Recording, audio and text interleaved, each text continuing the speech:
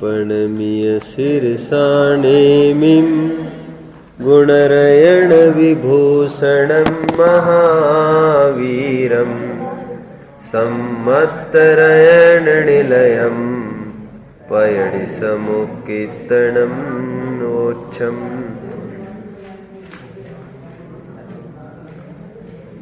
It is not the man who creates the circumstances, but it is the circumstance that creates a man.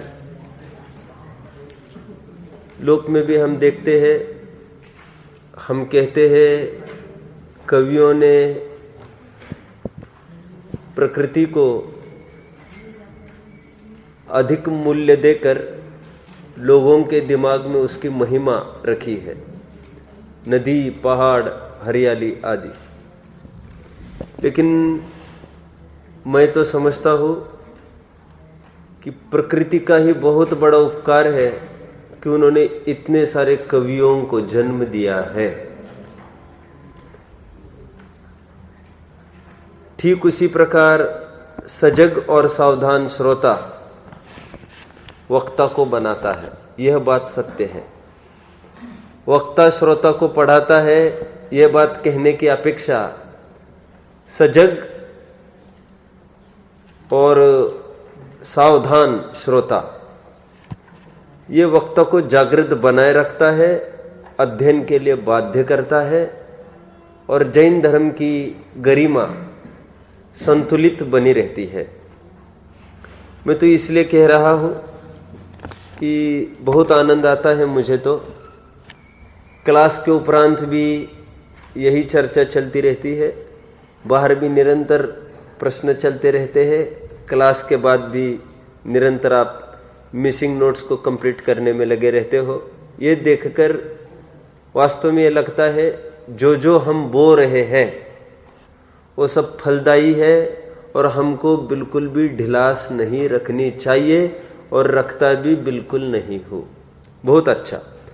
कल class के बाद 2 प्रश्न आए थे, उसको लेकर थोड़ी सी चर्चा करूंगा। अच्छे प्रश्न थे। कार्तिक जी का एक प्रश्न था कि आपने ऐसा बोला, क्षयोपशम में जब परिभाषित किया था क्षयोपशम को, तो मैंने कहा था सर्वघाती स्पर्धकों का उदयाभावी क्षय, उन्हीं का सदावस्था रूप उपशम और देशघाती स्पर्धकों का उदय। तो मैंने ये कहा था कि उदयावली में तो सर्वघाती स्पर्धक ही रहते हैं और बिल्कुल उदय में आते समय वे देशघाती रूप एकदम माइल्ड होकर उदय में आते हैं, स्वरूप मैंने कहा था। और फिर मैंने बोलते समय एक शब्द का प्रयोग किया था, मैंने कहा था संक्रमित हो जाते हैं। बहुत अच्छे से पकड़ा इस बात को। तो तुरंत क्लास होते ही पूछा कि क्या इसको हम संक्रमण कह सकते हैं? सर्वघाती स्पर्धक जब देशघाती रूप हो जाते हैं, क्या इसको हम संक्रमण कह सकेंगे? क्योंकि जब सम्यक प्रकृति जब सम्यक मिथ्यात्व रूप होती है, सम्यक मिथ्यात्व जब मिथ्यात्व रूप होता है, वो तो संक्रमण कह भी सकते हैं। क्रोध मान रूप होता है, मान माया रूप होता है, माया लोभ रूप, उसको संक्रमण कह भी सकते हैं। प्रकृति ही न्यारी न्यारी है ना, वो अनंत अनुबंधी अप्रत्यक्ष आदि रूप हो सकती है। लेकिन एक ही प्रकृति में उसके सर्वघाती स्पर्धक देशघाती रूप हो रहे हो, उसको संक्रमण कैसे कहेंगे? बहुत ही अच्छा प्रश्न था। तो फिर मैंने कहा संक्रमण 4 प्रकार का होता है, प्रकृति संक्रमण, प्रदेश संक्रमण, स्थिति संक्रमण, अनुभाग संक्रमण। तो तुरंत एक प्रश्न आया, स्थिति संक्रमण क्या होता है? तो मैंने ये कहा ये उत्कर्षण और अपकर्षण जो हम कहते हैं वो स्थिति संक्रमण ही तो है। जो आगे उदय में आना है वो अब भी आना, जो अभी आना है वो बाद में आना। प्रीपोन और पोस्टपोन की जितनी व्यवस्था है उसमें स्थिति का ही बदला हुआ है, इसको कहते हैं स्थिति संक्रमण, उसी प्रकृति में रहकर। और यहां पर जो हम कह रहे हैं संक्रमण सर्वघाती देशघाती रूप होकर आती है, इसे कहेंगे अनुभाग संक्रमण। और आम प्रचलन संक्रमण के नाम पर प्रकृति संक्रमण चलता है ना, कि देवगति का संक्रमण वो अन्य अन्य गति रूप, स्त्यूक संक्रमण होकर आता ही रहता है, अन्य प्रकृति रूप। स्त्यूक संक्रमण हर जगह नहीं होगा, पर्टिकुलर केसेस में ही होगा। प्रदेश संक्रमण भी कहीं होता है। हाँ, ये ऊपरी ऊपरी चर्चा है मेरी, प्रसंग आया है तो मैं खड़ा कर रहा हूं, ज्यादा डेप्थ में जाना नहीं है। मैंने एक बार एक प्रकरण लिया था 8वें अध्याय का मोक्ष मार्ग प्रकाशक का। टोडरमल जी साहब वहां पर समन्वय करके दिखा रहे थे। वहां पर ये कह रहे थे कहीं देवगति में उदीर्णा का वर्णन आया है, कहीं नहीं आया है। आपको लिया था 8वीं वालों को। तो देवगति में जो उदीर्णा कहते हैं that is not related to अकाल मरण एक्चुअली। वो काल उदीर्णा नहीं समझना, वहां पर प्रदेश संक्रमण समझना बस। प्रदेश वे परमाणु आकर खिर जाते हैं, पहले स्थिति घटबड़ उनकी नहीं होती, अकाल मरण उनका नहीं होता। एक बात तो ये हुई। फिर अधीश जी का भी एक अच्छा प्रश्न था, बहुत ही अच्छा। शायद आप शंकाकार भी उतनी नहीं समझते होंगे गंभीरता प्रश्न की, लेकिन ये बहुत गंभीर प्रश्न है और ये बहुत विचारक को ही ये उत्पन्न हो सकते हैं। एक प्रश्न उत्पन्न ये हुआ, शायद प्रश्न कुछ ऐसा था कि आपने कहा कि तमिल संबंधी कर्म का उदय बोलो और हिंदी संबंधी अपकर्म का क्षयोपशम, ऐसा मैंने बोला था। तो प्रश्न यह आया, हम ऐसा कहे कि तमिल संबंधी कर्म का उदय और हिंदी संबंधी क्षयोपशम, ऐसे मति श्रुत ज्ञानावरण के आखिर दो टुकड़े तो है नहीं। एक मति ज्ञानावरण का क्षयोपशम कहने से काम क्यों नहीं चल सकता? उसी में काम चला ले। मैं भी थोड़ा चुप रहा क्योंकि बात में तो दम है ही, क्योंकि मति ज्ञान कोई दो प्रकृतियां नहीं है। तो हम इतना नहीं कह सकते क्या कि कोई इतना ही पूछे तमिल और हिंदी को बीच में न डाल के कि भाषा संबंधी क्या चल रहा है आपको, तो आप क्या कहेंगे? तो क्षयोपशम कहने में क्या आपत्ति है? समझ रहे? आप तो थे ना वहां पर, आप नहीं थे। ठीक है, ठीक है। मैं इसलिए लाने का प्रयास करता हूं कि सबको ये माल मिले। तो फिर मैंने कहा बात तो सचमुच ऐसी ही है, ऊपर से तो सचमुच कुछ पकड़ में नहीं आती, लेकिन यदि हम ऐसा कहते हैं तो एक बड़ी दिक्कत खड़ी होगी।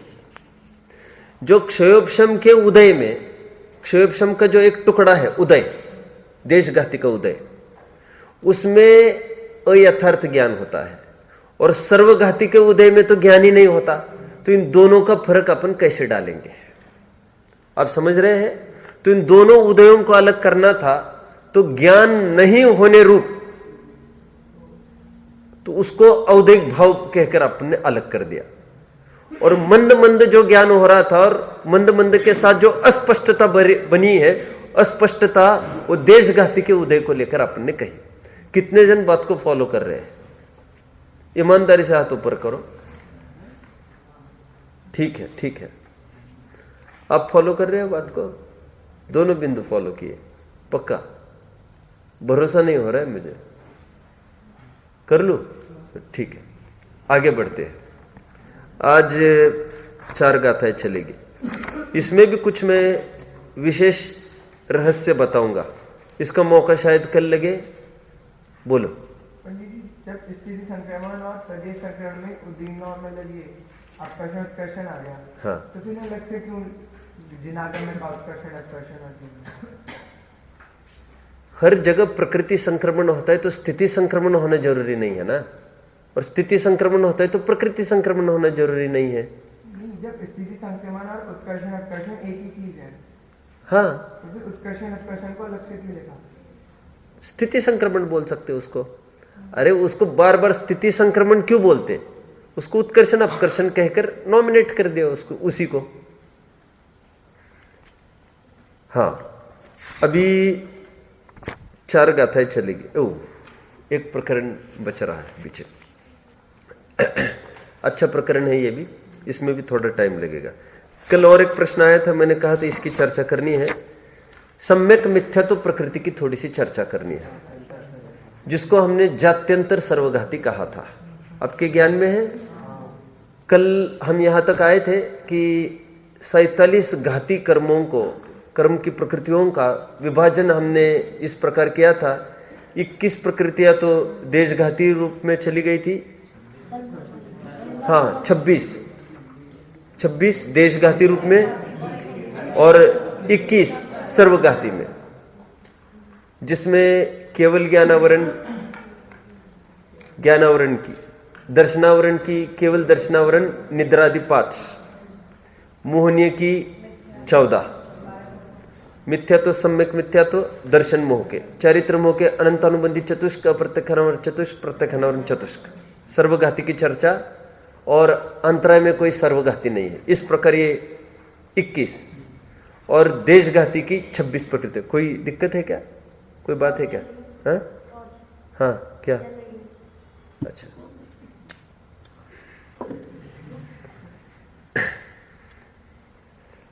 कहाँ तक आए? हाँ, तो देखिए, मैंने कहा था कि सर्वघाती प्रकृतियां 21 है। उसमें से सम्यक मिथ्यात्व को थोड़ा समझते हैं अभी। ये सम्यक मिथ्यात्व क्या चीज है? सम्यक मिथ्यात्व है तो सर्वघाती प्रकृति। कायदे से जब जब भी सर्वघाती का उदय होता है, जब भी सर्वघाती का उदय होता है, होना क्या चाहिए? बोलो भैया। 12वीं वाले बोलो भावों में, और आप बोलो काम में। 8वीं वाले, जब भी सर्वघाती का उदय होता है तो होना क्या चाहिए? सरल शब्दों में 8वीं वाले बोल सकते थे कि काम नहीं होगा, कुछ भी गुणों का विकास नहीं होगा, उघाड़ नहीं होगा। और आपको भाव में यह बोलना चाहिए 12वीं वालों को, औदैक भाव होता है। कितने जन पकड़ रहे बात को? 11वीं 12वीं वाले तो सब पकड़ रहे, सक्षम? ध्यान नहीं है क्या तुम्हारा? सर्वघाती का जब जब भी उदय होगा वहां पर काम नहीं होगा। कल पूरा उदाहरण खड़ा किया था मैंने। सर्वघाती का जब उदय है तो पास कैसे होगा? तो गुण का कोई व्यक्तिकरण नहीं होगा, तो उसी को 5 भाव में औदैक भाव कहते हैं। आगे बढ़ते हैं। अभी यह सर्वघाती प्रकृति जब उदय में आती है, काम तो नहीं होना चाहिए कायदे से। यह तो हम मान सकते हैं कि सम्यक प्रकृति है ना, सम्यक प्रकृति। ये सम्यक तो प्रकृति क्या है? 8वीं वालों में से कोई भी बताओ, सम्यक तो प्रकृति क्या है? बोलो मत, कोई बीच में नहीं बोलो, कोई 8वीं वाला कोई भी बोलो। सम्यक तो प्रकृति है तो दर्शन मोह का टुकड़ा, लेकिन है देशघाती। और देशघाती प्रकृति है वो कोई ज्यादा मायने नहीं रखती। ओके, तो उसके उदय रहते हुए सम्यक तो हो सकता है। क्षयोपशमिक सम्यक तो ये इसी प्रकार का सम्यक तो है कि सम्यक प्रकृति का उदय रहते हुए भी क्षयोपशमिक सम्यक तो बरकरार रहता है। यह देशघाती का उदय गुणों के विकास में बाधा नहीं डालता, छोटी मोटी कुछ गड़बड़ी कर देता है, उससे कुछ ज्यादा विशेष कोई फर्क नहीं पड़ता। चल मल अगाड़ दोष तो पैदा करता है, लेकिन वो तो भगवान ही जानता है। सम्यक दृष्टि भी नहीं समझता उसको। सम्यक दृष्टि मतलब जो क्षयोपशमिक सम्यक दृष्टि है वो भी उसको कदाचित पकड़ पाए। आप समझ रहे हैं मेरी बात को? लेकिन सम्यक प्रकृति के उदय में, देशघाती के उदय में गुणों का विकास तो होता है। देखो ना, सम्यक तो का विकास हो गया, श्रद्धा गुण का विकास हो गया, जबकि श्रद्धा दर्शन मोह का टुकड़ा है ही। तो दर्शन मोह को क्या करना चाहिए था? कायदे से श्रद्धा को रोक लगाना चाहिए, लेकिन दर्शन मोह का एकदम छोटा लड़का है वो, और छोटा लड़का कोई अभी दम थोड़ी आई है उसमें। बड़ा लड़का तो बाप सरी का ही है। दर्शन मोह का बड़ा लड़का कौन? मिथ्यात्व। और छोटा लड़का तो नहीं के बराबर है। वो दुकान पे बिठा के चले गए छोटे लड़के को, और उधर कोई लेके जाए तो छोटे बच्चे की कोई ताकत थोड़ी उसको रोकने की। इतना ही कह सकता है, मैं पापा को बोलूंगा आने के बाद। अब पापा कब आएगा तुम्हारा और कब तो क्या बोलेगा? अभी तो हम जा रहे हैं ना, अभी तो हमारे काम में कोई बाधा नहीं आ रही। लेकिन एक शल्य तो जरूर लेके जा सकता है। वो शल्य मतलब शास्त्रीय भाषा में बोलिए, चलमला कर दो। राइट, क्लियर हो रहा है क्या? भारी पड़ रहा है? नहीं। देखो ये फालतू के उत्तर है, मक्खन मत लगाया करो ऐसा, हल्का सा, थोड़ा सा, ये बोली बातें हैं, सीधा कहना चाहिए, समझ में नहीं आ रहा है। और मैं तो आपसे चाहता हूं तुम मुंह टेढ़ा मत करो। तुमको दोपहर में भी समझाता रहा, 50 दफे तुमको कहा, तुमने 50 दफे टेढ़ा किया मुंह। तुम्हें कोई तकलीफ हो तो हमको बताओ। समझ में नहीं आता, ये बहुत खराब रोग चालू हो गए, शायद बंगाल से बहकर आया है। और इतना रोग हो गए है, 4-5 जन एक कमरे में बंद होकर जो करना है सो किया करो 1 आध घंटा। बहुत खराब लगता है। चलो सुनो, सुना अभी यहां पर सुनो। समझ में नहीं आ रहा हो तो आप पूछ सकते हैं। एक एक की जिम्मेदारी मैं कैसे ले सकता हूं, मैं कैसे समझ सकता हूं किसको समझ में नहीं आ रहा है। आप हाथ ऊपर करेंगे तो मैं आपको कोऑपरेट कर सकता हूं। मैं ये कह रहा हूं, सर्वघाती का उदय रहते हुए काम नहीं होता, देशघाती का उदय रहते हुए काम होता है। अभी उदय तो है, इसलिए थोड़ा बहुत कुछ दिक्कत तो आएगी। आखिर उपशम और क्षय तो नहीं है ना जो कुछ ही दिक्कत नहीं आएगी, है तो उदय, लेकिन देशघाती का है। ठीक है, हम जा रहे हैं, कोई गालियां दे रहा है पीछे से, तो वो सीधा आकर रोक तो नहीं रहा है हमको, लेकिन वो गालियां भी हमको अपील करती है पीछे देखने को बार बार, और कुछ नहीं तो बोलने के लिए तो अपील कर ही रही है। और फिर तू पलट जाएगा तो फिर दिक्कत भी खड़ी हो सकती है, उनके पाले में जाएगा फिर समस्या होगी तुमको। लेकिन ये सम्यक मिथ्या तो है ना, ये सर्वघाती प्रकृति है। अभी इसका उदय रहते हुए कार्य एक्चुअली होना क्या चाहिए था? आप बोलो 12वीं वाले, औदैहिक भाव आपको बोलना चाहिए था। और आपको क्या बोलना चाहिए था? सम्यक्तों का विकास नहीं होना, श्रद्धा का विकास नहीं होना। लेकिन आश्चर्य देखो, यहां पर सम्यक्त की कणिका तैयार हो गई है। अंश, अंश इसलिए कह रहा हूं मैं, है तो मिथ्यात्व भी चल रहा है। तीसरे गुणस्थान की बात कर रहा हूं मैं, जहां पर सम्यक मिथ्यात्व को उदय रहता है, और वो सर्वघाती होते हुए भी वो रोक नहीं पाया ना। थोड़े से भी, थोड़ा सम्यक तो जो प्रकट हुआ है अंश, उसको रोक नहीं पाया है। बीच में मैं थोड़ी और एक बात बता दूं। देखो, अध्यात्म का रीति नीति बिल्कुल अलग चलती है, आगम की रीति नीति अलग चलती है। कसौटी पर जब कसेंगे तब तो आगम ही खरा उतरेगा, लेकिन जब बुद्धि गोचर की चर्चा करेंगे, आगम को याद नहीं किया जाता, अध्यात्म को याद किया जाता है। कैसे, मैं बताता हूं। अध्यात्म में थ्रोट एक ही बात चलेगी, एक होता है ज्ञानी, एक होता है अज्ञानी। समझ में आता है? एक राजा, एक भिखारी, एक मुक्त, एक संसारी। और उसमें यह है, ज्ञानी कौन? जो स्वयं को आत्मा देखता है, वो ज्ञानी।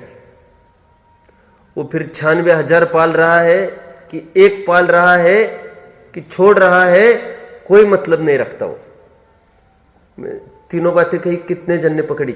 चौथा, पांचवा, छठा, सातवां गुणस्थान मैंने डाला, पकड़ रहे होंगे ना आप? ये सब एक दायरे में है। उनको जैसा सम्यक दृष्टि वैसा सिद्ध, दोनों समान है उसकी दृष्टि में। किसकी? अध्यात्म दो ही व्यक्ति को खड़ा करता है। आप 2 रोज बनाएंगे, आप एक अज्ञानी, एक ज्ञानी, बस 2 ही क्राइटेरिया है उसके पास, वो एक ही डिग्री है। होता है ना, जैसे एक तरफ लाल, एक तरफ सफेद। अब सफेद में कितने भेद है, वो पैरामीटर अभी यहां नहीं जोड़ना। सफेद सफेद कपड़े पहनकर आना चलेगा, सब सफेद कपड़े में आ जाना। अब फिर जूते काले चाहिए तो ठीक है, काले। तो फिर कोई लेस वाला पहन रहा है, कोई पॉलिश वाला पहन रहा है, कोई हुक वाला पहन रहा है। होता है ऐसा, बहुत कैटेगरीज है उसमें। कोई स्पोर्ट्स शूज पहन कर आता है, ब्लैक ब्लैक। अभी सामान्य स्कूल में सब चल जाता है, और विशेष स्कूल में अब लेस भी बदलेंगे। लेस भी वो काली में भी मोटा पतला तो फटाफट आउट कर देंगे, डिस्क्वालीफाई कर देंगे, नहीं चलेगा ये तुम्हारा। मैं समझ रहे क्या कह रहा हूं? एक तो अध्यात्म की एक ही कैटेगरी, एक ज्ञानी, एक अज्ञानी, बस। वो फिर व्रती, अव्रती, योगी, अयोगी, प्रमत्त, अप्रमत्त, अब वो टैकल नहीं करेगा। उसके सामने बहुत बड़ा प्रोजेक्ट है। क्या? सभी पाप की नींव मिथ्यात्व को धक्के देना, टक्कर देकर आउट करना, और बाकी देख लेंगे बाद में, इसको तो हल होने दो। आगम क्या कहते हैं देखो, तो क्या बोल रहे, आर्य पर दो ही स्थिति हो सकती, ज्ञानी अज्ञानी। बोले तो क्या बात करता है? बोले हमारे पास एक विभिन्न एक स्थिति है जो ज्ञानी और अज्ञानी मिश्र दशा हो सकती है। देखो अध्यात्म में ये नहीं चल सकता कभी कथन, या तो ज्ञानी होगा या अज्ञानी होगा। ऐसे कैसे हो सकता है? आत्मा को भी माने और शरीर को भी अपना माने, लेकिन ऐसा होता है भाई साहब, ऐसा होता है। सत्यार्थ बात किसकी मानी जाए? सत्यार्थ बात तो आगम की ही होती है। तो फिर अध्यात्म का क्या करना? बुद्धि गोचर है वो। बुद्धि गोचर मतलब वो सत्यार्थ तो भले ही आगम कहता है, तू पकड़ पाता है क्या उसको? मिश्र दशा को, मैं शरीर भी हूं आत्मा, तू पकड़ पाएगा क्या? अभी तो तुमको श्रीखंड का ही मिश्र स्वाद पकड़ में नहीं आ रहा है। नहीं समझे मैंने क्यों बोला ये? मैं इसलिए बोला, आचार्य देव ने तो उदाहरण दिया कि जैसा वो मिश्रित स्वाद है, तुमको तो अभी वो उदाहरण ही नहीं हजम हो रहा है। तुमको सिद्धांत तो पिताजी को पता है, तुम्हारे केवल ज्ञानियों को, कि इस समय कौन सा गुण स्थान है, और इतने थोड़े टाइम के लिए होता है, अंतर मुहूर्त के लिए। ठीक है। देखो वो कहता है कितनी अवस्था हो सकते हैं सम्यक्त्व संबंधी। कहते हैं एक तो मिथ्यात्व हो सकता है, एक तो कह रहे एक सासदन सम्यक्त्व भी हो सकता है जिसमें विराधना करके आया हो, अनंत अनुबंधी का उदय चल रहा हो। एक सम्यक मिथ्यात्व भी हो सकता है, और सम्यक्त्व के भी एक चलमल आगड़ दोष वाला, एक निर्दोष। ओ बहुत क्वालिटीज है आगम में, बहुत क्वालिटीज है। ठीक है। मुझे क्या कहना है? हाँ, मुझे ये कहना है सम्यक मिथ्यात्व को उदय रहा, सर्वघाती का उदय हो। एक्चुअली होना नहीं चाहिए था गुण का विकास, लेकिन वहां पर हुआ है, मिश्र धारा चली है, इसलिए उसको एक नया नाम दिया जिनागम में। बोलना नहीं कोई बीच में, उसको नाम दिया है तो सर्वघाती, लेकिन काम सर्वघाती जैसा नहीं कर रही है, तो उसको एक नया नाम दिया जात्यंतर। जात्यंतर समझ में आता है? जाति से अलग।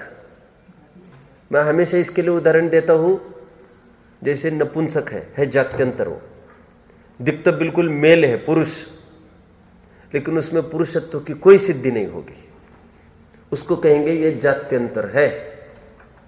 रहता है इंडिया में, और जब भी इंडिया मैच हारती है, पाकिस्तान मैच जीतती है, देख लेना इसके घर के सामने से बराबर पटकों की आवाज चलती है।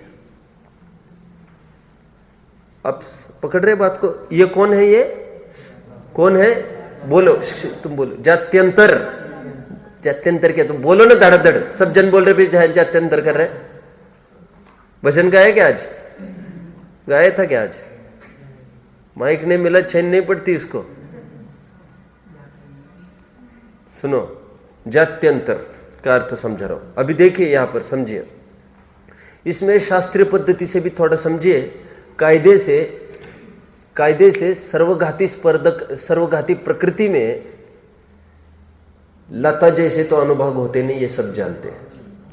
दारू अस्थिशैल जैसे होते हैं, इसमें भी लता जैसे है नहीं, इसलिए देशघाती तो बोल ही नहीं सकते। लेकिन जब रेड पड़ी उस पर, तो ये पाया गया अस्थि और शैल जैसा भी अनुभव नहीं था उसके पास। इसका मतलब कच्चा अंदर से ही है, इसलिए जात्यंतर सर्वघातीपना सिद्ध होगा। और उसका उदय रहते हुए भी कुछ भी वो बाधा नहीं डाल रहे, सम्यक्त्व में हो रहा है बराबर सम्यक्त्व। और सुनो, इसका उदय रहते हुए कोई नवीन कर्म का बंध भी नहीं होता। सम्यक मिथ्यात्व को लेकर कोई बंध नहीं होता। आपने सुना होगा तीसरे गुण स्थान में कोई बंध नहीं होता। कोई बंध नहीं होता, वो सम्यक मिथ्यात्व के उदय को लेकर नहीं होता। चलना है। मिथ्यात्व के उदय को लेकर बंद होता है 16 प्रकृतियों का।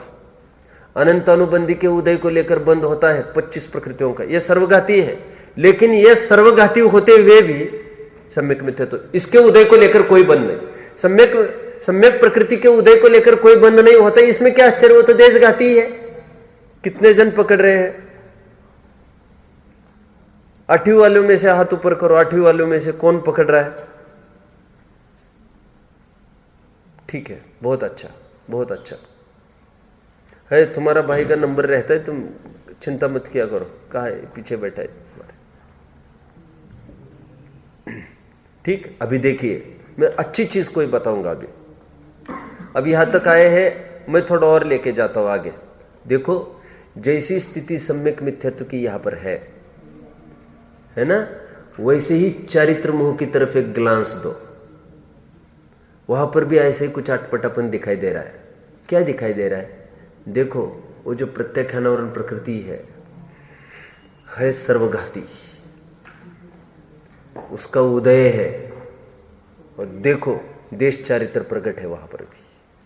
लेकिन और एक बात समझना, उसको जात्यंतर सर्वघाती नहीं कहा जिनागम में। ये मुझे भी समझ में नहीं आया है। और अपने पास आगम होता अथवा मेरे पास बुद्धि समय होता, मैं और टटोलता, क्योंकि मैं सीधा ये नहीं बोल सकता ना कहीं है ही नहीं, होगा कहीं छिपा।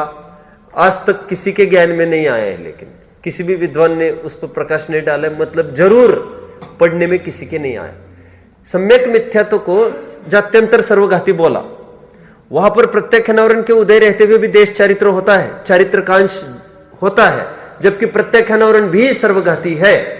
इसमें क्या आश्चर्य है कि संजोलन का उदय रहते हुए चारित्र का मल होता है छठे गुणस्थान में, उसमें कुछ आश्चर्य नहीं लगता। पकड़ रहे सब?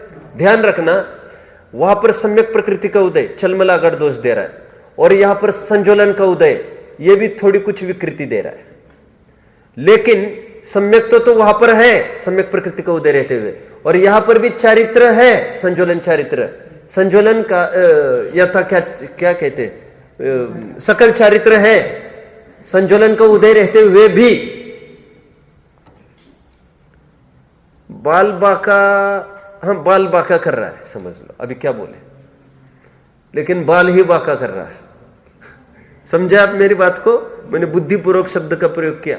बाल बाका नहीं कर सकते ये मैंने नहीं बोला, बाल ही बाका कर सकता है। वो चलमलागढ़ दोष आया मतलब बाल बाका हुआ है उसका।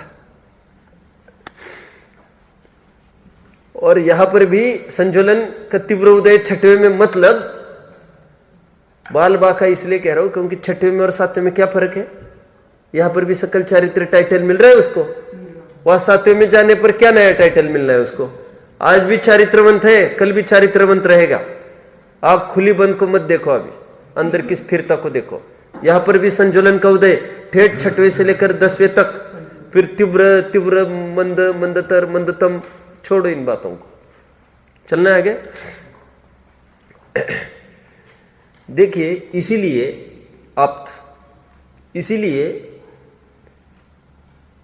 क्षमिक भावों में अब भी बोल सकते हो अक्षत, जब 18 भेदों की चर्चा की, बात को जल्दी पूरा करना, मैं पूरा करने के पहले, तो वहां पर 18 भावों में क्षयोपशमिक चारित्र अलग गिनाया, संयम असंयम अलग गिनाया। वहां पर भी प्रश्न अराइज किया, धड़ाधड़ प्रश्न पूछते रहे, तत्वार सूत्र के टीकाकार पूछते रहे, गोमट सार वाले पूछते रहे, सबने हैरान किया पूछते पूछते, ऐसा कैसे हो गया, ऐसे कैसे हो गया? क्षयोपशमिक चारित्र छठवें के चारित्र को बोल रहे, और पांचवें के चारित्र वो भी क्षयोपशमिक भाव है ना। आखिर संयम असंयम क्षयोपशमिक भाव है, मिश्र दशा को ही क्षयोपशमिक भाव कहते हैं। Akshat, is anything wrong with me? With you नहीं बोल रहा हूं मैं, तुमको कैसे मैं चैलेंज दूं? कोई दिक्कत तकलीफ नहीं? फिर 2-4 जन पकड़ के लेके जा सकते हैं, ऐसी कोई बात हो तो नहीं, ठीक है।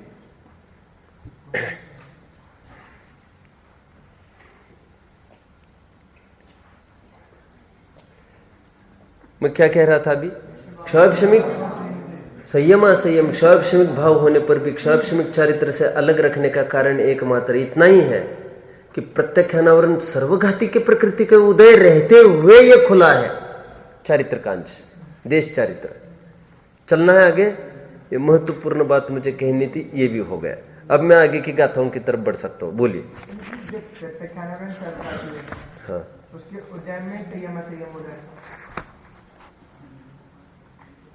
हाँ, तो फिर क्षयोपशमिक भाव कैसे हुआ? सर्वघाती का क्षयोपशम थोड़ी होता है।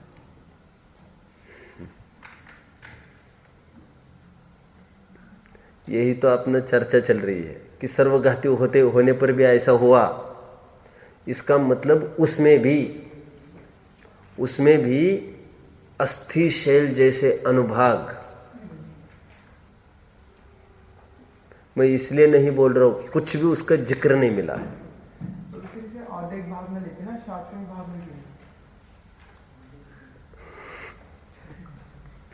औदिक भाव तब लेते जब जैसे अप्रत्यक्ष नवरण का उदय, क्योंकि कुछ भी विकास नहीं होता। ये सर्वघाती होने पर भी विकास हुआ, और अंदर से टटोलेंगे, जाकर देखेंगे तो वहां पर भी अस्थि शैल जैसे अनुभाग मिलने नहीं। ठीक है, अब ये बात दूसरी है, इसको जात्यंतर कहने में ये दिक्कत लगी होगी आचार्यों को कि इसके उदय को लेकर बंद तो होता है, लेकिन पकड़ रहे कितने जन ने बात को पकड़ा, जबकि सम्यक मिथ्यात्व का ऐसा नहीं था। बारीक दाव पेच है। इनको मैंने काफी पिछले साल 5 भाव को पढ़ाते समय खूब उजागर किया उसको। सही याद आ रहा है क्या? अभी ये 4 गाथाएं चलेगी, इसमें भी मैं एक कुछ विशेष थीम दूंगा जो ऑलरेडी 8th को मिल चुकी है, लेकिन शायद उसका नंबर कल आ सकता है। आज तो गाथा का सामान्य अर्थ करेंगे। तत्वर सूत्र आप सबके सामने होगा ही। इस तरफ तत्वर सूत्र रखो जल्दी। जिनेंद्र अर्चन वहां पर है क्या उस मंदिर में? अभी कितने जन के हाथ में है जिनेंद्र अर्चना? यहां पर है। अच्छा, चलो देर है, नहीं उठने की आवश्यकता किसी को नहीं है ना?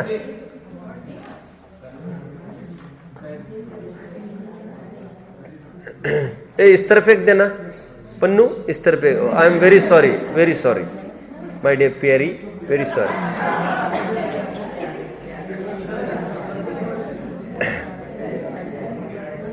एक कोई जाओ और सामने से लेके आओ।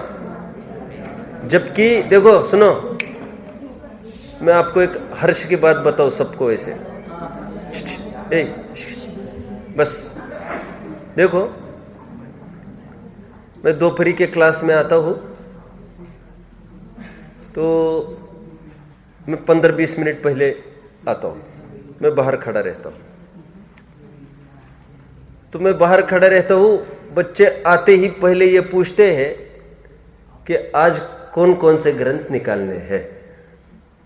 यहां पर भी निरंतर पूछते रहते हैं, मंगलाचरण करने के पहले तक। अभी रात में भी पूछते हैं। ये बहुत अच्छी चीज है, ये सजगता है। और कुछ कुछ ऐसे भी है 10 मिनट लेट आते हैं, चौकी क्यों नहीं लगाई मेरा ग्रंथ क्यों नहीं रखा? चलो देखो, 4 गाथाएं चलेगी। देखिए 41वीं गाथा बस पढ़ेंगे। सादम तिन्ने वाऊ उच्चम नरसुर दुगम च पंचिंदी देहा बंधन संघा दंगो वंगाइम वन्नचो। देखिए ये जो बीच में हाइपन लगा है, this is for our convenience to read. ये कोई आचार्यों की तरफ से कोई बात नहीं है ऐसी। राइट? आवाज कहां से आ रही? क्या कोई प्रश्न है किसी को? कुछ नहीं। क्या है? हाँ, कॉमा भी समझ लो। नहीं है, चलो ठीक है। देखिए ये प्रकरण किसका चलेगा, थोड़ा ये समझते हैं पहले। प्रकरण चलेगा 4 गाथाओं में। इन 148 प्रकृतियों का विभाजन अभी अभी घाती अघाती में किया था। शांत रहो तुम, क्या दिक्कत है? डैश की बात कर रहा हूं मैं। अभी इन 148 प्रकृतियों को फिर विभाजन होना है, लेकिन उसका क्राइटेरिया अभी बदल रहा है। घाती अघाती रूप न होकर अब पुण्य पाप को हो या प्रशस्त अप्रशस्त को। देखते हैं कौन सी प्रकृतियां प्रशस्त है, कौन सी प्रकृतियां अप्रशस्त है। पहले शब्दशार्थ करेंगे चारों का, फिर मुझे टाइम आज मिला, लगभग तो नहीं मिलेगा, कल मिलेगा तो मैं कल बोलूंगा फिर इस पर। देखो 2 शब्द पढ़ाऊंगा मैं आपको। पहले 42वीं गाथा देखिए, उसमें एक शब्द पढ़ा है सत्था। सत्ता पढ़ा है? देखिए सत्ता का अर्थ मैं बताता हूं आपको। सत्ता मतलब शस्त, प्रीफिक्स जोड़ा है, उसको उपसर्ग जोड़ा है। तो ये प्रशस्त प्रकृतियों को पहली 2 गाथों में गिनाएंगे। अब आगे एक नीचे शब्द देखिए, 44th गाथा का ऊपर की लाइन, अपसत्था हु, यहां पर स्पष्ट अप्रशस्त बोल दिया इन्होंने। तो नीचे की 2 गाथों में अप्रशस्त की चर्चा चलेगी, ऊपर की 2 गाथों में प्रशस्त की चर्चा चलेगी। तत्व और सूत्र सामने चाहिए, उसके बिना कुछ भी पकड़ नहीं पाएंगे। मैं कुछ रहस्य की भी बात बताऊंगा फिर आप लोगों को। देखो, सादम, साता, आप इसको टेबल बनाना चालू कर सकते हैं। आप ऐसा करें कि साता वेदने का एक टेबल, असाता का, ये पेपर बाय 2 करो, फिर 2 का भी बाय 2 बाद में करना है। चलो अभी तो बाय 2 रहने दो, फिर बाद में विचार करेंगे क्या होता है। अभी तो बाय 2 ही करो। तो प्रशस्त में लिखेंगे आप, ज्यादा नीचे तक नहीं खींचो, कॉमा कॉमा कर करके जल्दी भर जाएगा टेबल। सादम, साता,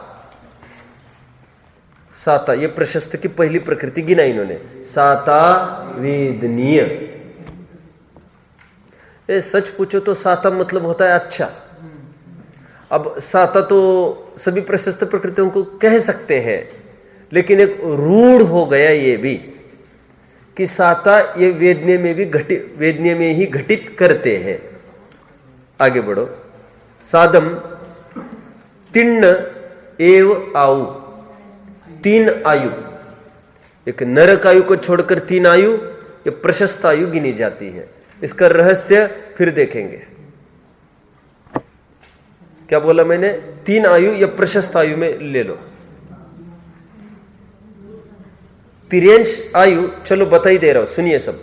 तिर्यंश आयु ये प्रशस्त आयु गिनाई है, जबकि बात को पूरी करो, तिर्यंश गति को दुखरूप कहते हैं, तिर्यंश आयु को सुखरूप कहते हैं। क्या है इसका रहस्य? बताता हूं। आयु भवविपाकी प्रकृति है। भवविपाकी मतलब दोनों का एक साथ बॉन्ड बना रहना, लाइक फेविकॉल मैंने आपको लिखाया था। भवविपाकी प्रकृति करती क्या है? आयु, एक्चुअली आयु ये करती है, एक क्षेत्रों का संबंध बनाए रखती है, दोनों का इंटैक्ट, दोनों का संबंध ऐसा बनाए रखती है, जहां शरीर जाएगा वहां जीव जाएगा, जहां जीव जाएगा वहां शरीर जाएगा, समुद्घात आदि स्थितियों को छोड़कर। अब तिर्यंश आयु सुखरूप मतलब क्या? जो तिर्यंश होते हैं, मिथ्या दृष्टि की बात है, वैसे तो ऊपरी बात है, वो प्राप्त पर्याय में तन में रहते हैं। अरे जो पर्याय है सबको मिली वाली, वो तो सबको प्यारी ही है ना, कौन छोड़ना चाहता है उसको? लेकिन नार की प्रतिपल तरसता है, तड़पता है। यहां पर कभी कल्पना कर सकते हैं हम, यहां पर कभी सुसाइड जैसा भाव कभी कदाचित किसी को आए। आपकी तो स्थितियां तो वैसी कुछ नहीं है अभी, लेकिन इसमें भी बनती है, रिजल्ट नहीं बना, ये नहीं बना। आपके उम्र के कितने जन लटक जाते हैं, बहुत। अभी तो इसीलिए तो गवर्नमेंट को फिर डिसीजन लेना पड़ा कि नहीं, इनको ग्रेड में काम चला दो। उस ग्रेड में भी कितना होता है, लेकिन सब तो वही चलता है, नंबर 2 का काम। मैं तो ये कह रहा हूं कि कहां तक बात आई? सुसाइड का भाव। नारकी प्रतिपल तड़पता है वहां पर, छूट जाए छूट जाए छूट जाए छूट जाए, उसके बस की नहीं है लेकिन वहां पर। इसलिए नरक आयु को दुखरूप कहा मात्र। बाकी जितनी भी 3 आयु है प्रोटेक्ट, वे निरंतर पर्याय को बनाए रखना चाहते। कितनी भी हीन पर्याय हो, लूला लंगड़ा हुआ हो, देव तो हो ही नहीं सकता, मनुष्य और तिर्यंश, वो बराबर उसको बनाए रखना चाहता है। कुछ भी इलाज कर करके जिस प्रकार से मैं बच जाऊं अच्छा मानता है। कैसी दुर्दशा हो उसकी, यूजलेस हुआ होगा, कोने में पड़ा, अभी लाखों खर्चा हो रहा है उस पर, वो घर वालों को ये भी नहीं कहता मेरे ऊपर खर्चा मत करो कुछ। ये पुराना मॉडल है, इसमें खटारा गाड़ी को कितना ठीक करेंगे, वो जो जैसा चल रहा है, आप मेरे लिए विकल्प मत करो, वो नहीं बोलता मुख से। घर वाले भी ये इसलिए परेशान है, वो तो बोले कम से कम खर्चा न करे, हमको तो ऊपरी रूप से दिखावट के रूप से तो करना ही पड़ेगा, नहीं तो बोलेंगे हमने कमाया हमारे लिए नहीं खर्च कर रहे। अरे कमाता भी इसलिए ही है। मैं तो क्यों कह रहा हूं ये सब? मैं ये कह रहा हूं तिर्यंच आयु सुखरूप है और तिर्यंच गति दुखरूप। मतलब क्या? गति इज रिलेटेड विथ भाव, गति औदैहिक भाव है, उस संबंधी इनसिक्योरपना। हर तिर्यंच इनसिक्योर अनुभव करता है, उनके पास व्हाट नेक्स्ट, कल क्या होगा, क्या, ये निरंतर संक्लेश परिणाम उनका चलता रहता है। ये मैंने शास्त्रीय भाषा में बताया अभी, अब मैं थोड़ा एकदम इजी लैंग्वेज में इसको समझाऊंगा। इतना सब पकड़ा? गति औदैहिक भाव है, आयु भवविपाकी प्रकृति है, आयु शरीर का बंधन बने रहना सब चाहते हैं, तिर्यंच चाहता है, ये तिर्यंच की बात है वैसे। लेकिन जो इनसिक्योर की फीलिंग, वो तिर्यंच गति है, और तिर्यंच प्रतिपल ऐसी फीलिंग करता है। ये तो जो गाय बंदी है, आपको लग रहा है उनको दुख है, उनको तो बहुत कम दुख है, उनको तो कम से कम चारा पानी सब मिल रहा है। लेकिन कितने हैं ऐसे हैं, उनका तो कोई ठिकाना ही नहीं है, उनका क्या होगा और कल क्या होगा कोई कुछ पता नहीं। माँ का और पिता का और टाटा टूट कुछ पता नहीं, कौन किसके यहाँ किसको बेचेगा, कहाँ क्या करेगा, कोई तालमेल कुछ नहीं है उनके पास ऐसा। ठीक है, आज इसके पास, फिर उसके पास, फिर उसके पास, फिर कोई छोड़ के चला गया। मैंने कहा भी था आपको, एक घर जल गया और जल के वो घोड़ा उसमें बंधा था, वो जल के खाक राख हो गया वहां पर। क्यों? अब वो आग लग गई, आदमी आदमी को बचाएगा कि तुम उसको कौन देखेगा? अभी पहले तो आदमी आदमी बाहर निकलेंगे। अच्छा, गाँव गए हो, कहीं गए हो, ये सब दिक्कतें उनको होती है। छड़ हलकी अखत लाइन बोलना कोई। अति संक्लेश भाव तय मर्यो, घोर शुभ्र सागर में पर्यो। संक्लेश शब्द उठाकर मैं बात कर रहा हूं इतने। फिर वो पूरे चित्र वहां के देख लेना, कैसे भार वहन, ओ फिर इतना लादा जाता, इतना लादा जाता है, उसको तो खिलाया जाता, वो तो सुखी है। वो तो ऐसे कोई है जो यूजलेस होपलेस मानकर उनको आउट ही कर देते हैं। थोड़ा दुधारू गाय थी तब तो पूछते हैं, और थोड़ा दूध देना बंद कर दिया, आउट कर देते उसको। कैसे ले जाता है, 3-3 हजार में चला जाता है। फिर उसको और कौन पाले पोसे, कौन देवे? उसको खिलाएंगे पिलाएंगे तो कितना का खाएगी और कितना तो देगी, उसमें पूरा वो वैसे ही विचारधारा चलती है। चलो, कहाँ तक आया मैं? अभी मैं सरल शब्दों में थोड़ा बताऊं इसको, तिर्यंच गति तिर्यंच आयु क्या है। यहां से कौन कौन तिर्यंच में जाना चाहता है? हाथ ऊपर करो तो एक हाथ ऊपर नहीं आने वाला है। यहां से मर के जाना नहीं चाहते, इसका मतलब बोलिए तिर्यंच गति दुखरूप है।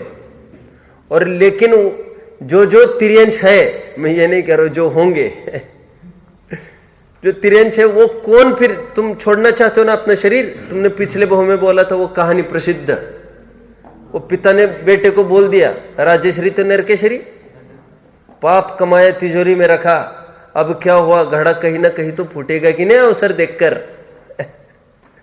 खूब जितना भरोगे उतना जोर का बस्ट होगा वो, जितनी बड़ी पोल है उतना बड़ा आवाज देता है ढोल।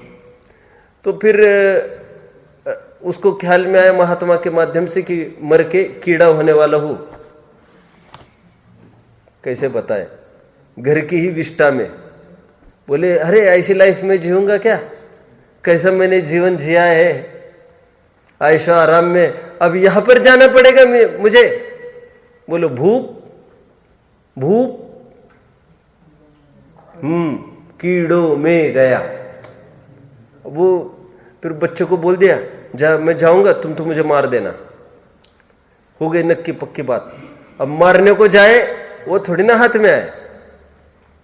ये तो वैसे आपको लग रही होगी कितनी काल्पनिक होगी ये बात, लेकिन ये हर जन सरवाइव करना चाहते हैं। बड़ी मछली छोटे को खाती ही है, छोटे के बस की होती को वो भी बड़े को खाती। ये निरंतर ऐसा चलता रहता है। उनके पास ऐसी कोई प्लानिंग नहीं, संश्लेष परिणाम निरंतर ऐसा चलता रहता है। तो ये बाकी तो आयु का गति का कुछ कहने की आवश्यकता नहीं है, त्रियंश का मैंने थोड़ा सा समझा दिया। आगे ये कितने हो गए प्रशस्त प्रकृतियों में, कितने गिनाए? 4 हो गए। उच्चम, उच्च गोत्र, उच्च गोत्र। अब इसका ऐसे ही नामांकन है, उच्च कहने पर उच्च गोत्र ही समझना आपको। नर सुर दुगम, नर दुगम और सुर दुगम।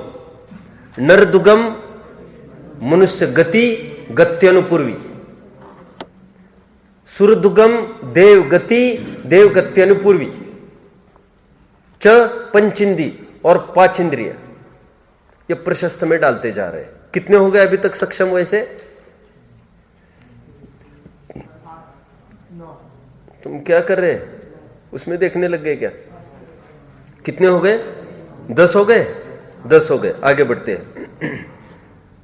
देहा बंधन संघात, तो आगे का उठा लिया है मैंने, तो अ हलंत वहां पर अ कर दिया मैंने, द हलंत ले लिया इस तरफ। देह 5 शरीर, 5 बंधन, 5 संघात, 5 5 5, ये 15 हो गए। फिर अंगोपांग, अंगो वंगाइम लिखा है ना। फिर वर्ण चौवो, वर्ण चौवो में स्पर्श रस गंध वर्ण, यह वर्ण अंत्य दीपक के रूप में डालने की परंपरा है। वर्णादि से लेकर रागादि, वर्णादि है ना, वर्णादि और रागादि ते निज भाव को न्यारा किया। वहां पर भी वर्णाद्यावा राग मोहाद्योवा कलश मूल में वर्णादि लिखने की पद्धति है, स्पर्श आदि नहीं लिखते। अब कई कितने जगह देख लेना वर्णादि मिलेगा। तो 4 वर्ण भी इसमें आ गए, स्पर्श रसगंध वर्ण प्रशस्त में डाल दिए। कितने हो गए? हाँ, कितने हो गए? 48 हो गए अभी तक। आगे बढ़ो। सम चौर, सम चतुरस्त्र संस्थान और वज्र ऋषहम, वज्र ऋषभ नारस संगनन। ध्यान रखना 6 संगननों में एक ही संगनन उठा रहे, एक ही संस्थान उठा रहे प्रशस्त प्रकृति में। इसीलिए बोलो, इसीलिए चौथे गुणस्थान वर्ती के इन 5 हल्के संगननों का बंध नहीं, 5 संस्थानों का बंध नहीं, हल्के। सम्यक दृष्टि होगा, वो देवगति में जाएगा तो उसको संगनन तो अभी बनना ही नहीं। संस्थान बंधेगा, समझ चतुरस्त्र ही बंधेगा। और तुम्हें आयुष, तुम यहां पर खड़े रहो, आ जाओ। और देव बांधेगा, यदि अभी तो संगनन भी बांधेगा, संस्थान भी बांधेगा। कैसा बांधेगा? यहां पर उस पर उसी पर खड़े रहो। हाँ, कैसा बांधेगा? देव बांधेगा तो समझ चतुरस्त्र संस्थान और वज्र शब्द संगनन। मनुष्य क्या बांधेगा? मनुष्य क्या बांधेगा? वज्र शब्द संगनन काय के लिए बांधेगा? वो तो देवगति में जाना है, संगनन ही नहीं होता। संस्थान की बात करो तब वहां पर इतना आपको लगाना पड़ेगा। ठीक है, आगे। फिर उपघात, इसको थोड़ा सा समझा अभी। ये जो मैं शब्द पढ़ रहा हूं 42वीं गाथा का, उघात ऊण गुरु छक्क, बस इतना समझ लो अभी। क्या देखना है? उवघात ऊण गुरु छक्क। देखिए, उपघात ऊण, ऊण मतलब होता है कम। आप जानते हैं मैथमेटिक्स में, हिंदी में ऊणे कहते हैं, ऊणे। 49 ऊन, ऊन 49 39 कहते हैं ना, 69। उन मतलब कम, उनोदर कम। अकलंग स्वामी का प्रसिद्ध उदाहरण है उनोदरा कन्या। क्या? उनोदरा कन्या का क्या अर्थ क्या होगा? नहीं सॉरी, अनुदरा है वो तो, अनुदरा नहीं समझे आप। देखो सुनो सुनो, एक उदाहरण दिया, अनुदरा कन्या। अनुदरा कन्या का शब्दशार्थ क्या होता है? कोई भी बताओ। बिना पेट की लड़की। उसको समझना क्या है? छोटा पेट वाली लड़की। सौंदर्य की निशानी मानते हैं ना, तो क्यों उदाहरण दिया होगा, कोई बताएगा? ये अनुदारा मतलब नहीं, ऐसा नहीं, कम। उदाहरण क्यों दिया होगा, सिद्धांत बताओ। ईशत, नो कषाय। हम अन्न कहेंगे तो नास्ती नहीं समझना, उसके कम समझना। चलना है आगे। देखिए कहां तक आए अभी, देखिए थोड़ा सा इसको। ये उपघात, उन उपघात को छोड़कर गुरु छक्क, गुरु छक्क, ओ गुरु लघु आदि छे, इसको छक्क को षटकम ऐसा कहेंगे। 6 का सेट को षटकम में अगुरु राष्ट्रक बोला था ना मैंने, 8 का सेट। देखो देखो सुनो, अष्ट प्राभृत, षट प्राभृत, सुना है कभी किसी ने? मैंने आपको बताया था ये सब। षट प्राभृत कहां पर सुना, कितने जन ने सुना? अब भी एक टीका आई है छपकर, वो षट पहुड़ पर आई है। क्या रहस्य होगा उसका? देखो ये श्रुत सागरीय टीका है, वो षट पहुड़ पर है, और जयचंद जी छाबड़ा की टीका है, वो अष्ट पहुड़ पर है। क्योंकि आज से 200 साल पहले 2 पहुड़ उपलब्ध नहीं थे। ये पहुड़, ये अष्ट पहुड़ कोई ग्रंथ नहीं लिखा है कुंद कुंद स्वामी ने, ये संकलन है, संकलन, ये जोड़ है, जोड़। उनके 8 आर्टिकल्स है अलग अलग कुंद कुंद स्वामी के, वो यहां वहां से इकट्ठा किए हैं। और कल 2 बढ़ जाएंगे और तो उसका ग्रंथ अष्ट पहुड़ नहीं रखेंगे, फिर 10 पहुड़ रखेंगे फिर उसका, और 1-2 मिलेंगे, 10 पहुड़ हो जाएगा फिर वो। पकड़ रहे सब? और ऐसे मिलेंगे तो 84 पहुड़ हो जाएगा। पहुड़ मतलब आर्टिकल होता है, आर्टिकल। तो अन्य अन्य जगह जैसे जैसे उपलब्ध हो रहे वैसे वैसे कलेक्ट करके अपन ने उसको संग्रहित करके उसको नाम दे दिया अष्ट पहुड़। मुझे तो क्यों कहना है, अगुरु राष्ट्रक कहा तो वो अगुरु षटकम। तो अगुरु षटकम मतलब अभी देखिए तत्वार सूत्र, ये देखिए 8वां अध्याय, देखिए 11वां सूत्र, देखिए गुरु, गुरु लघु है ना, अगुरु राष्ट्रक में क्या क्या आएगा? गुरु लघु, उपघात, परघात, आतप, उद्योत, उच्छ्वास, विहयोगतया, ये 8 हो गए क्या? अभी गिनने तो 6 ही है कह रहे, तो क्या क्या गिनेंगे? अगुरु लघु, उपघात, परघात, आतप, उच्छ्वास, नहीं सॉरी उद्योत, उच्छ्वास, 6। और उसमें भी क्या कह रहे हैं? उपघात को छोड़ दो, मतलब उच्छ्वास तक आपको बढ़ना। कितने जन ने बात को पकड़ा? ये सब प्रशस्त में डाल दिया इन्होंने। चलते हैं आगे। उपघात रहित क्यों बोला? क्योंकि उपघात अप्रशस्त प्रकृति थी ना, पकड़ रहे सब? उपघात प्रशस्त प्रकृति थी, अप्रशस्त थी, गिना तो प्रशस्त रहे यहां पर, इसलिए उपघात रहित। ये षटकम बोलते हैं तो 5 ले लेना। पंचकम क्यों नहीं बोला? पंचकम क्यों नहीं बोला?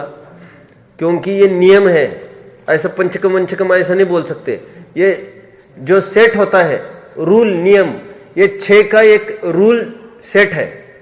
अनंत अनुबंधी चतुष्क में से एक को हटाओ ऐसा बोल सकते हैं, अनंत अनुबंधी 3 ऐसा नहीं बोल सकेंगे कभी। वो तो एक सेट है, चौकड़ी है, उसी प्रकार षटकम ऐसा। आगे देखिए क्या कह रहे हैं यहां पर। हाँ, 10 बार, त्रस आदि 12 प्रकृतियां, त्रस आदि 12 प्रकृतियां। ये देखिए त्रस आदि कौन कौन सी 12, इसमें थोड़ा बुद्धि लगाना, अभी विवेक का काम पड़ेगा। फिर 11वां सूत्र आइए, 8वें अध्याय का 11वां सूत्र देखिए। त्रस आदि में बहुत सावधानी से, मैं जैसा पढ़ रहा हूं वैसे निगाह दौड़ाओ। त्रस 1, सुभग 2, सुस्वर 3, शुभ 4। इसलिए कहा आप शांति से सुनो बस। बादर 5, क्यों? सूक्ष्म प्रशस्त प्रकृति है, मात्र पहले गुणस्थान में उदय रहता है उसका। आपको इतना करना है, सूक्ष्म का बादर आपको करना है। यहां पर कितने हो गए? 5। पर्याप्ति, पर्याप्ति प्रशस्त ही है 6, स्थिर 6, 7, आदे,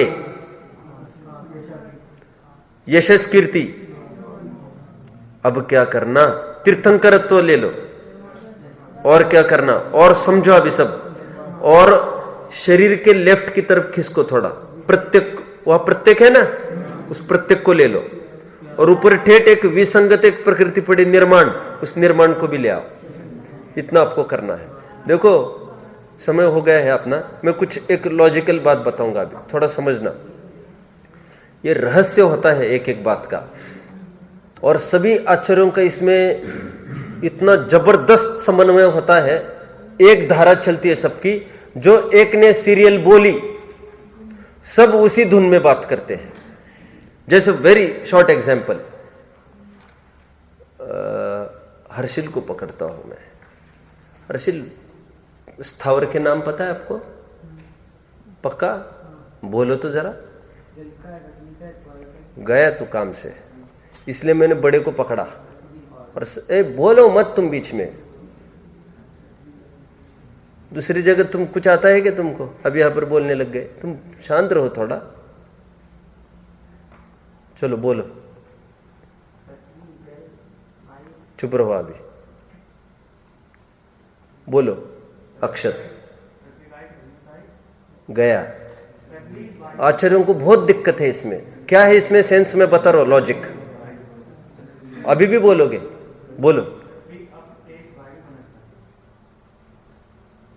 ठीक है। पृथ्वी व्यप तेजो वायु वनस्पत्या स्थावरा, सूत्र के अनुसार चलो। क्या दिक्कत है? कैसे भी सुनाए तो उसमें दिक्कत यह है बहुत बड़ी बैठी। तत्वर सूत्र का दूसरा अध्याय, इसमें चलना पड़ेगा। 23वां सूत्र होगा क्या ये? दूसरे अध्याय का 23वां सूत्र क्या है? 22वां। अभी देखिए यहां पर आगे क्या कहने वाले हैं वे? वनस्पत्यांतानाम एकम। क्या अर्थ है मालूम इसका? वनस्पत्यांतानाम एकम का वनस्पति तक के सब एक एक इंद्रिय समझना। अब आप वनस्पति बीच में ही बोल गए तो उसमें कितना का फ्लो होगा? वनस्पति ये नक्के ऐसा ही है, और उनको जब भी कुछ विशेष बात कहने वे कहेंगे वायु तक ऐसा ऐसा होता है। तो वायु तक मतलब क्या समझेंगे आप? पृथ्वी व्यप तेजो वायु, तो वहां तक लगाना। आपको क्रम ही ज्ञान में नहीं है, अब कहां तक लगाएंगे फिर उसको? ये याद करने में भी डेफिनेट क्रम का महत्व है। मैंने इनको सब बताया था, 6 ढाला ली थी तब, तत्वर सूत्र में भी सब लिया। ये डेफिनेट क्रम से ही बोलना चाहिए कोई चीज, क्योंकि उसका क्या रहस्य है। अभी देखो ना इनकी आदत, ओ गुरु चक्कम फिनिश। अब क्यों आदि 6 वहीं से आगे बढ़ना है तुमको 6, तो वो क्रम डेफिनेट क्रम से, वो 148 प्रकृति भी डेफिनेट क्रम से है। ये सब क्यों बार बार किस किस को गिनाते? सूत्रबद्ध रचना में संभव नहीं था बार बार गिनने के लिए। तो जो एक ने बोला, जैसे उमा स्वामी हेड है समझ लो सूत्र, अब जो भी आगे लिखेंगे सब यही क्रम को फॉलो करेंगे। ये क्रम भंग कभी नहीं होगा। और फिर छोटे मोटे क्रम भंग होते हुए यहां वहां, उसकी बात नहीं है। इतना बड़ा गणित अभी इसमें क्रम भंग कैसे होगा? ठीक है, देखेंगे कल। ओम नमः।